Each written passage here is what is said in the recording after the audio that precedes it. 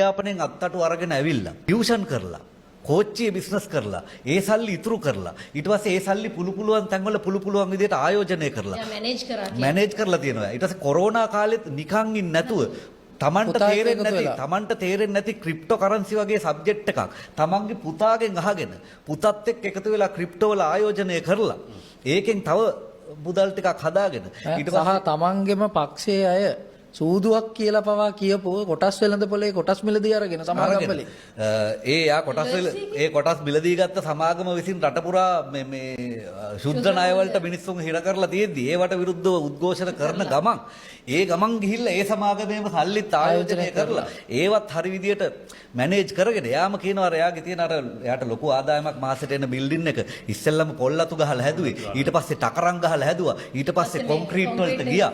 ඉතින් මං කියන්නේ මේ ගමන ඈත අනුරාධපුරයේ ගමක ඉඳන් ආපු අවුරුදු 15ක් ඇතුළත මචං. ඒ ඈත අනුරාධපුරයේ ගමක ඉඳන් ආපු සාමාන්‍ය මිනිස්සෙක් වසන්ත සමරසිංහ කියන අපේ මිනිහෙක්.